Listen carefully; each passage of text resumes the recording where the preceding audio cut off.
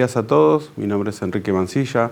Soy el director del Observatorio de Usos Problemáticos de Sustancias Psicoactivas de la Facultad de Ciencias Naturales y Ciencias de la Salud, dependiente de la Universidad Nacional de la Patagonia San Juan Bosco.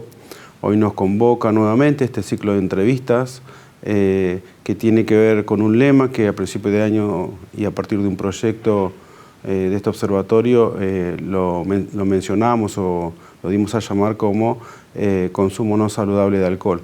Esa es la temática que va a atravesar todas estas entrevistas que están proyectadas para este año. Hoy nos visita la doctora Jorgelina Devoto, viene desde Buenos Aires, de Cava, una docente con una larga trayectoria en la temática, directora de la carrera de la maestría en prevención y asistencia de las drogodependencias.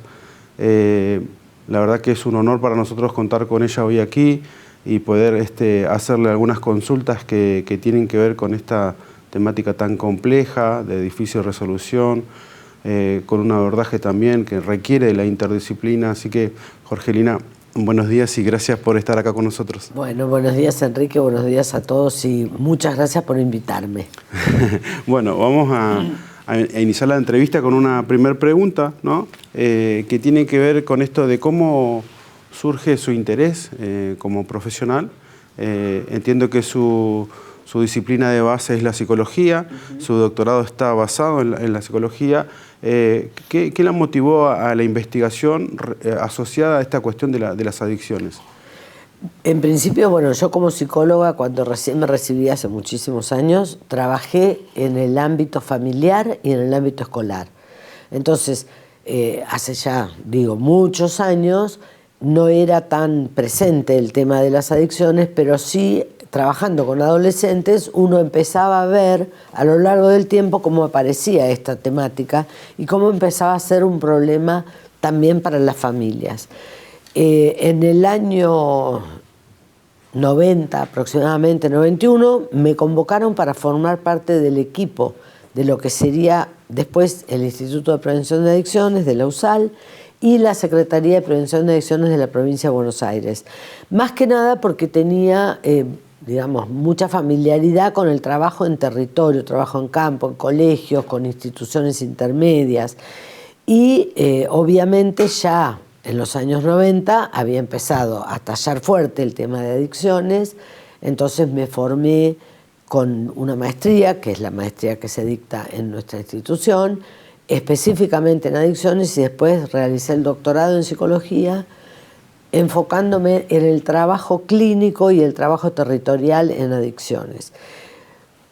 La verdad, el tema de las adicciones me encontró a mí, más que yo lo busqué, porque fue lo que realmente se mostraba como el problema más grave con el que nos íbamos a encontrar desde el punto de vista de la psicología, pero fundamentalmente desde el punto de vista humanístico, sobre todo estudiando los tres aspectos que hacen al tema de adicciones, que tienen que ver con la persona que está atravesada por el consumo, por el contexto en el que se desarrolla esto y la presencia de la sustancia psicoactiva u otros comportamientos que también son adictivos. Entonces, por eso vos mencionaste el trabajo interdisciplinario. No hay forma de encarar la temática de adicciones si no lo hacemos desde una mirada desde la complejidad.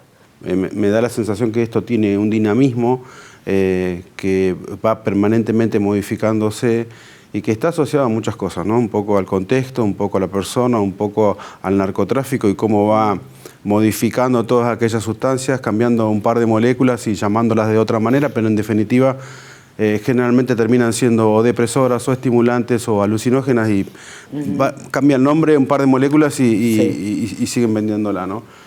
Mi pregunta específica tiene que ver con que si usted considera que el alcohol es una droga de inicio al consumo de otras drogas. ¿Qué piensa? Sí, sin ninguna duda. En la pregunta anterior vos mencionaste el tema de la investigación. Desde la Universidad de El Salvador y desde el instituto que yo dirijo, tenemos un área de investigación que por ahí es ahí en donde con el observatorio de la universidad nos vamos a encontrar por ahí en tareas comunes. si no investigamos, no sabemos de qué estamos hablando. Sí, sí, no se puede ¿cuál es el hacer alcance? ningún trabajo verdaderamente eficaz o exitoso si nosotros nos manejamos dentro de una burbuja académica, universitaria, alejada de la realidad. El trabajo en el territorio es el que nos va a dar las mejores respuestas para un camino, y la investigación está ahí. Y dentro de la investigación, si nosotros no tenemos datos duros de la realidad, no podemos elaborar estrategias de ningún tipo que sean verdaderamente adecuadas a lo que la sociedad necesita. Porque, bueno, en primer lugar diría, nosotros no investigamos lo que nosotros queremos investigar porque nos sentimos seres superiores capaces de comprender el mundo. Nosotros investigamos porque hace falta encontrar respuestas para desarrollarlas en territorio y con la gente. Y lo que vemos en nuestra área de investigación es que el tema del alcohol es la sustancia de mayor consumo, con mayor prevalencia de consumo, con mayores consecuencias sobre la salud individual y familiar y contexto y salud pública. Y evidentemente este viraje que ha habido en el tipo de consumo y el modo de consumo hace que evidentemente es la sustancia más consumida desde edades más tempranas, de manera abusiva y sin medir consecuencias. La sociedad está como mirando, no termina de convencerse que tenemos que intervenir ahí. Por eso cuando vos hablás del consumo problemático de alcohol, es muy importante que demitifiquemos este tema del consumo no problemático. Un adolescente, un niño, un joven que consume alcohol no puede no ser problemático, porque va a afectar a su psiquismo, va a afectar a su organismo, va a afectar su conducta. Y por otro lado, justamente este abusivo consumo de alcohol hace que estén a mano las posibilidades de empezar a consumir otras cosas, los frenos inhibitorios, la capacidad de decir que no, la voluntad se disminuye, y entonces es mucho más fácil meter en el mercado a generaciones muy tempranas en otros consumos. Lo estamos viendo con la marihuana, que ha bajado la edad de inicio hasta prácticamente los 14 años. En relación a eso y en función a su larga trayectoria, ¿esos patrones de consumo fueron modificándose? ¿Hay alguna droga que sea como de moda? ¿O hay alguna modificación de los patrones de consumo? Sí, siempre lo hay. Lo ha habido. Pensá que nosotros empezamos a trabajar a comienzos de los 90 y el prototipo del consumidor de cada una de las sustancias tenía una determinada característica.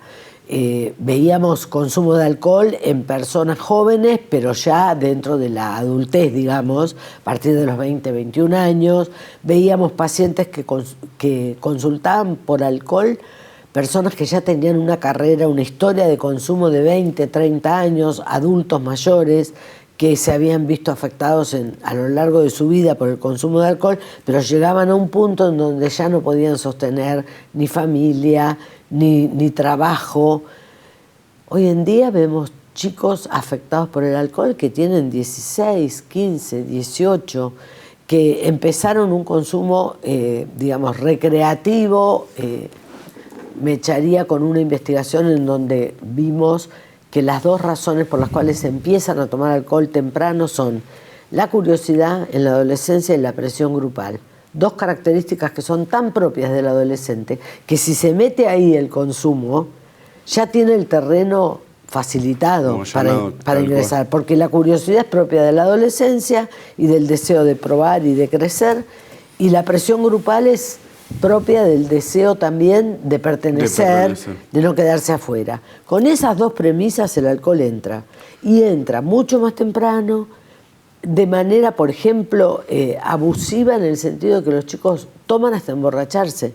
Antiguamente veíamos que tomaban para desinhibirse, para estar más sueltos, para, no sé, para conquistar una chica, o para estar más gracioso y que al grupo le pareciera el divertido de los amigos.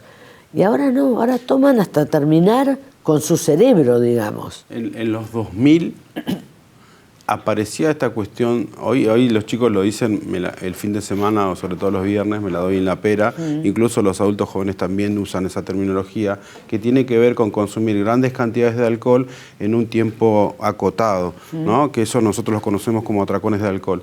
¿Eso existía antes o es de esta época? No, es de esta época. Realmente no lo veíamos... esta cuestión del atracón y de la intoxicación severa que aparece en los hospitales, en las guardias, los fines de semana, no aparecía de esta manera porque estaba mucho más controlado el consumo de alcohol de los menores. O sea, el tema de la previa, de consumir en la casa, que los padres les compran el vodka de mejor calidad para que no consuman un vodka más ordinario, o la diferencia entre un buen Fernet y un Fernet de botellita de plástico que cuesta 2 pesos. Bueno, esas cosas no existían realmente. Vos me preguntabas por el modo de consumo. Pensá que la cerveza era una bebida de personas grandes, o sea, adultos o jóvenes, pero no de adolescentes ni de niños. Estaba ligada al verano, a la picada, a la reunión familiar, y se tomaba cerveza en una cantidad normal, que nadie salía borracho. Hoy en día los chicos toman cerveza a cualquier hora, en cualquier ocasión, van a la escuela con una lata de cerveza en el camino. O sea, son modalidades de consumo que no se veían hace 20, 30 años atrás. Inclusive el hecho de que estén apareciendo y hayan aparecido ya hace unos cuantos años las drogas de diseño, esa modalidad de consumo realmente no existía. La droga de diseño, aquella que se elabora en pastillas para modificar la conducta, la percepción, de alguna manera, son una moda, pero estuvo ligado a las fiestas electrónicas hace 10, 15 años atrás. Hoy en día los chicos toman pastillas en las casas, se reúnen, toman alcohol y toman pastillas, cosa que no existía. Otra modalidad que cambió también es el tema de las bebidas energizantes, que no se las toma combinadas con otras como drogas, que sea digamos, un problema, pero que combinadas con alcohol sí se transforman en un problema, porque evitan el sentimiento, la sensación de la saciedad y del vómito. Entonces siguen tomando porque la bebida energizante les permite hacerlo hasta que por ahí terminan intoxicados. Es complejo, ¿no?, esa dinámica, porque vamos como naturalizando determinados consumos, ¿no? En este caso el de las bebidas energizantes. Digo, es como que natural es que alguien que no durmió bien esté con una lata de energizante, sí, antes de ingresar a trabajar, ¿no? Y eso, cuando uno ve esa foto, no es solamente esa foto, sino todo lo que viene después, que lo que está intentando la persona es sostener la vigilia por el desorden quizás que tiene en su vida personal, porque al día siguiente tenía que ir a trabajar y no sé, se pasó toda la noche mirando Netflix, por no buscar en ningún sentido extraño, digo, ¿no? Algo de estos tiempos. Y aparece como aparece en la mayoría de los consumos, como una prótesis para poder, hacer las actividades de la vida diaria, digo, ¿no? Y aparece el consumo naturalizado entre todos nosotros de estas sustancias, y eso creo que es lo que no estamos pudiendo ver. Me parece a mí que tenemos una gran responsabilidad de hacer visible esas cosas, ¿no? Y ahí venía esta anteúltima pregunta, que tiene que ver con lo territorial y tiene que ver con lo comunitario, es decir, cómo trabajar, cómo abordar, cómo llegar hacia la comunidad. Ese trabajo territorial es indispensable, es necesario, suma a esta cuestión. Provocar un cambio en estos hábitos de consumo y en estos hábitos de conducta es algo que no lo vamos a hacer solamente los especialistas. Sería erróneo pensar que tenemos el poder de modificar la realidad solamente porque la conocemos más que los demás o porque hemos profundizado más nuestro conocimiento. La única manera de provocar un cambio real de la conducta es hacerlo en la comunidad. En la comunidad y no desde afuera imponiendo recetas o diciendo qué es lo que tienen que hacer, porque la gente va a hacer lo que sienta que le sirve o lo que sienta que necesita. Entonces, cuando vos trabajás en la comunidad, lo primero que tenés que hacer es un buen diagnóstico de qué es lo que sucede, qué es lo que preocupa, y a partir de ahí, junto con ellos, armar programas de prevención. La prevención tiene que venir digamos, como en un movimiento de pinzas. Tiene que haber políticas públicas, porque si no las hay, si no hay políticas públicas claras y bien intencionadas, terminamos permitiendo que el narcotráfico avance.